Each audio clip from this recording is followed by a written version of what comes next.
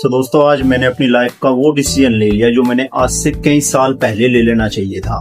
मैं आज लाइब्रेरी में आया हूँ अपनी बुक्स उठाने के लिए। अब मैं गवर्नमेंट जॉब की इस तैयारी को छोड़कर एक नई चीज शुरू कर रहा हूँ जो आज से मुझे कई साल पहले तैयारी शुरुआत कर देनी चाहिए थी। बात यह है कि मैं 2017-18 से गवर्नमेंट जॉब की तैयारी कर रहा हूँ, पर हर बार यही होता है कि मैं फाइनल में किसी न किसी वजह से रह जाता हूँ। मैंने अब तक तकरीबन 20 से 25 एग्जाम दिए हैं और उन 20-25 एग्जाम में से 6 से 7 एग्जाम में मैं फाइनल पॉइंट तक पहुंचा हूं, लेकिन हर बार मैं फाइनल से ही निकला हूं कुछ पॉइंटों से।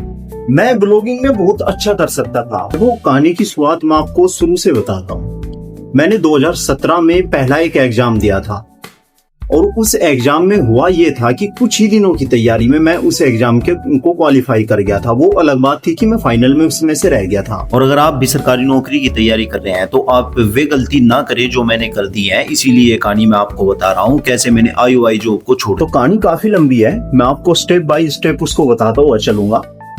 उससे पहले मैं आज यहाँ से ये करता हूँ कि अपनी इस लाइब्रेरी से अपनी सारी बुक्स घर के लिए ले जाता हूँ। आज की इस वीडियो में मैं आपको बताऊंगा कि कैसे मैं 7 साल से तैयारी करने के बाद 6 से 7 एग्जाम क्वालिफाई करने के बाद भी मैं आज बिल्कुल जीरो पर हूँ और मैं मंथली 0 रुपए कमा रहा हूँ, जबकि ये मेरा दोस्त केवल 4 साल से यूट्यूब में तैयारी कर रहा था और 4 साल के अंदर इसने 3 चैनल मोनेटाइज कर लिए, जिसमें से 2 चैनल इसके USA के हैं जिनकी आप अर्निंग देख सकते हो।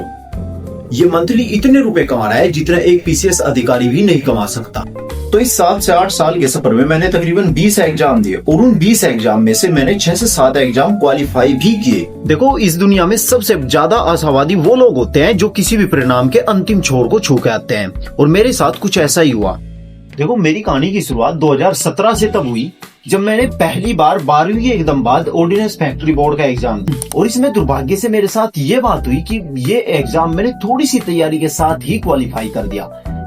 जैसे ही मैंने ये एग्जाम क्वालिफाई किया तो इसने मेरा जरूरत से ज्यादा कॉन्फिडेंस बढ़ा दिया, और भाई साहब मुझे लगने लगा कि यूट्यूब में भी कई साल लगेंगे और अगर मैं प्राइवेट सेक्टर में जाऊंगा तो उससे भी कई साल लगेंगे।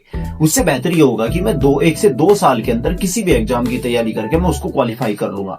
और ये और कॉन्फिडेंस मेरा इतनी हद तक गया कि इसने मेरे 6 से 7 साल मेरे लाइफ के बर्बाद कर दिए। 2017 के बाद साल आता है 2018। मैंने रेलवे ग्रुप डी का एग्जाम दिया और रेलवे ग्रुप डी के एग्जाम को भी मैं क्वालिफाई कर गया। ये उस टाइम का मैं आपके पास रिजल्ट लगा रहा हूँ। क्वालिफाई करने के बाद मैं इसमें फाइनल में 2 नंबर से आउट हो गया। और भाई उसके बाद एग्जाम दिया मैंने NTPC का। NTPC के एग्जाम को भी मैं क्वालिफाई कर गया। उस समय का रिजल्ट अब मेरे पास है नहीं, ये उस समय का CBT 1 और CBT 2 का एडमिट कार्ड है। NTPC के एग्जाम में भी फाइनल में बस वही हुआ जो हर एग्जाम में होता रहा था कि मैं फाइनल मेरिट से कुछ नंबरों से आउट हो गया। 2021 में सरकार एक नई चीज लाई यूपी के अंदर, पैट यानी प्रारंभिक एलिजिबिलिटी टेस्ट। मैंने पैट का फॉर्म भरा और जब पैट का एग्जाम दिया तो पैट के एग्जाम में मेरा स्कोर था 81.25, यानी एक एवरेज स्टूडेंट से थोड़ा सा अबव। तो बाद अब इसी पैट के थ्रू साल 2022 में एक फॉर्म आता है यूपी लेखपाल का। यूपी लेखपाल की मैंने तैयारी ठीक ठाक तरीके से की। जब इसमें मेरा स्कोर बना 80 नंबर ठीक ठाक से थे और मुझे लग रहा था कि शायद अब इसमें फाइनल हो जाएगा।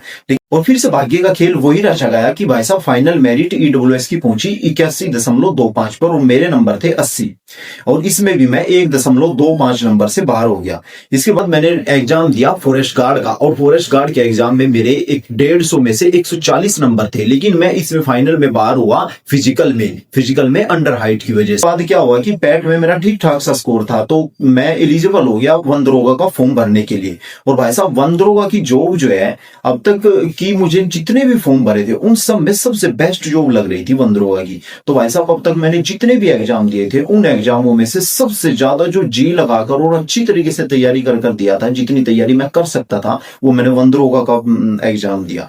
लेकिन जब इसका रिजल्ट आया तो इसमें मेरे नंबर थे 76.5, लेकिन मैं फिर भी संतुष्ट था कम नंबरों में भी, क्योंकि जितना मैं कर सकता था मैंने किया।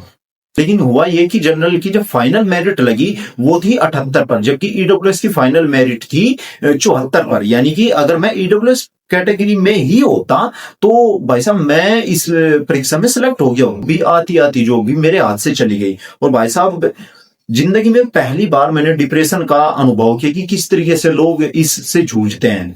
क्योंकि ये जो एग्जाम था ये मैंने अपनी पूरी तैयारी के साथ और अपनी पूरे सामर्थ्य और पूरी एफिशिएंसी के साथ दिया था, लेकिन इसकी वजह से जो झटका लगा कि मुझे 1 साल लग गया इस दौर से निकलने में।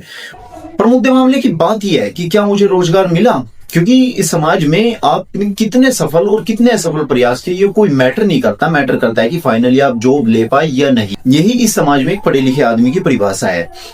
अब आप मेरे दोस्त के ये चैनल का डैशबोर्ड देखो, ये इसका एक यूएसए का चैनल है। अब इसकी मंथली अर्निंग यानी 28 दिन की अर्निंग देख सकते हो, तकरीबन $3000 बन रहे हैं।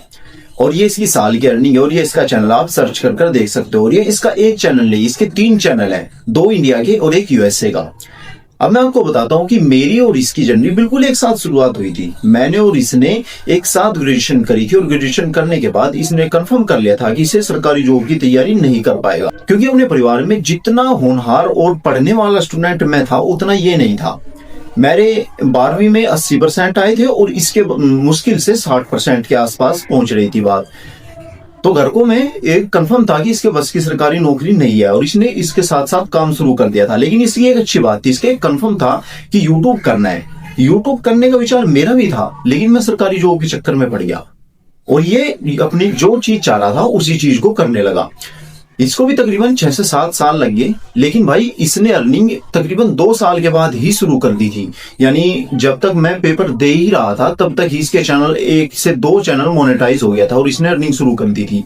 और मैं बस एग्जाम पे एग्जाम देता गया और हालात ये कर ली कि आज 7 साल के बाद मैं बिल्कुल जीरो पर हूं और ये मंथली कई लाख रुपए पर मंथ के हिसाब से कमा रहा है।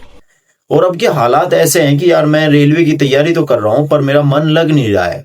अब मैंने डिसीजन ले लिया कि यार 7 साल हो गए इसमें लगते लगते, अब तक हुआ कुछ है नहीं साला, और पता नहीं आगे भी होगा कि नहीं। अब मैंने फिर फाइनली वही डिसीजन ले लिया कि अब चाहे कुछ भी हो यार, अपना वही करेंगे जो हमारा दिल कहता है। और मेरा दिल कहता है कि मैं यूट्यूब और ऑनलाइन कुछ अच्छा कर सकता हूं, तो मैं उसी क्षेत्र में अब कुछ करना जा रहा हूं। बाकी आप सभी का सपोर्ट रहा तो शायद मैं अगले 1 साल में इस चैनल को भी मोनेटाइज कर दूं या उससे भी कम समय में मोनेटाइज कर लूं। बाकी अगर यार आप मुझे मेरी इस कहानी से इंस्पायर हुए और मुझे सपोर्ट करना चाहते हो तो यार इस चैनल को जरूर सब्सक्राइब करें। मिलते हैं किसी अगली वीडियो में, तब तक के लिए सी हैव ए नाइस डे।